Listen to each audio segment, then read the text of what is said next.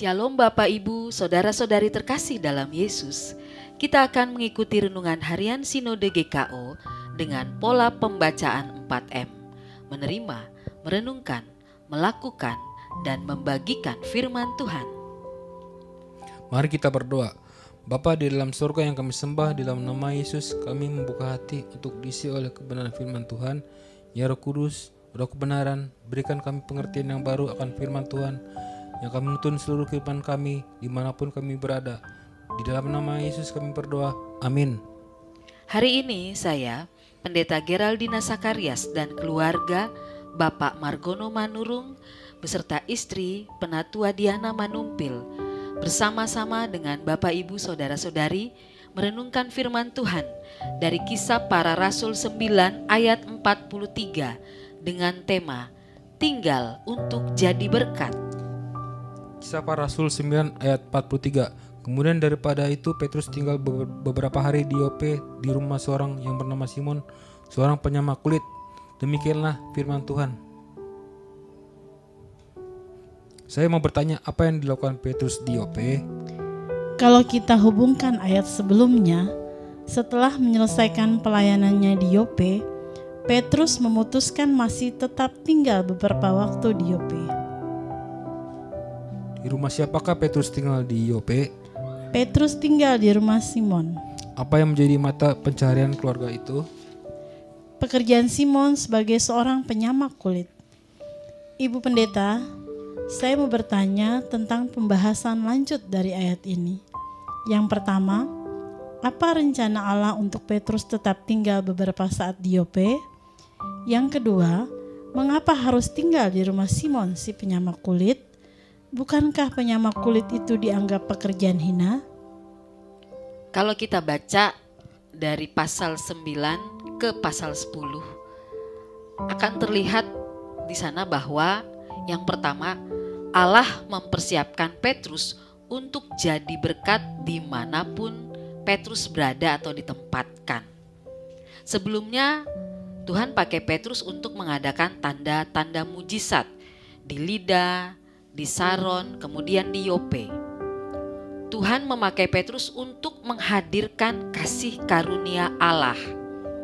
Yang kedua, Allah juga mengajarkan Petrus untuk tetap rendah hati dan tidak membeda-bedakan orang dalam pelayanan, tidak pandang bulu, termasuk memilih tinggal di rumah Simon si penyamak kulit karena kesan hina pada profesi ini ya. Profesi penyamak kulit adalah pekerjaan mengolah kulit mentah hewan hingga menjadi kulit yang bisa digunakan untuk membuat berbagai jenis barang. Dan ini merupakan pekerjaan kotor dalam peradaban masyarakat kuno termasuk oleh kaum Yahudi karena sifat pekerjaannya yang membuat mereka jauh dari bersih secara fisik. Seorang penyamak harus bersentuhan dengan hewan mati, mengupas bulu-bulunya, menguliti, membuang sisa daging, lemak yang melekat, mencucinya dengan air laut. Simon sering harus memegang bangkai binatang, sehingga ia akan selalu dalam keadaan najis atau tidak tahir jika dihubungkan ke Imamat 5 ayat 2, 11 ayat 39. Menurut informasi, kita bisa googling sih, di Kairo ada sebuah gereja yang disebut oleh orang Indonesia dengan nama Gereja Sampah. Mungkin ada di antara kita yang sudah sampai di sana. Dan nama Gereja Sampah ini sebenarnya adalah Simon the Tanner Church. Pemberian nama Simon the Tanner Church ini sendiri didedikasikan kepada Santo Simon, si penyamak kulit. Yang ketiga, Tuhan juga hendak mempersiapkan Petrus masuk dalam pelayanan selanjutnya yang dihubungkan melalui pelayanan kepekaan pada Roh Tuhan. Kalau kita baca pada Kisah Para Rasul pasal 10, di situ kita lihat di satu sisi Tuhan sudah mengkomunikasikan keberadaan Petrus di Yope dengan Cornelius di Kaisarea, yaitu seorang perwira pasukan Italia yang takut akan Allah dan suka berdoa. Tuhan menyuruh untuk Cornelius pergi menjemput Petrus dari rumah Simon, karena melalui topangan keluarga ini, Tuhan sebenarnya sedang mengubah paradigma lama Petrus.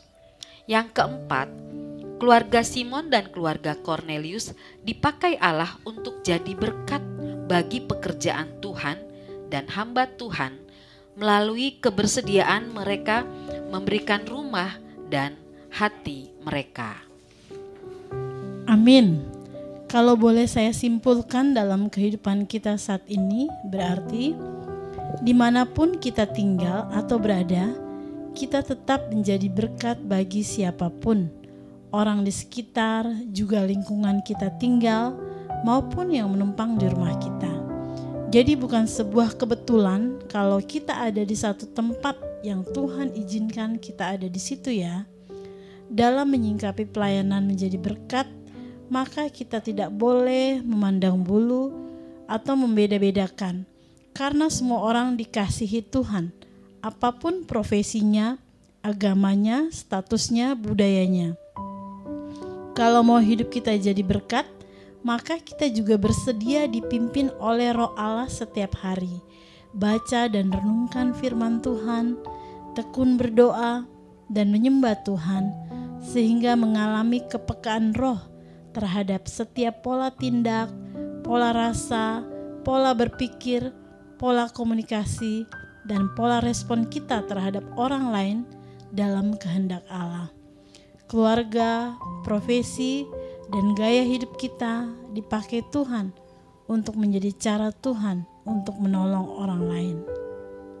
Mari kita pastikan keluarga kita bukan keluarga yang menjadi batu sandungan, bukan keluarga yang dihindari orang lain, bukan keluarga yang eksklusif dan tertutup, bukan keluarga yang menggosipkan orang lain, bukan keluarga yang troublemaker atau pembuat masalah, tapi menjadi keluarga yang peacemaker, pembawa damai, menjadi keluarga yang dipakai Tuhan menjadi berkat.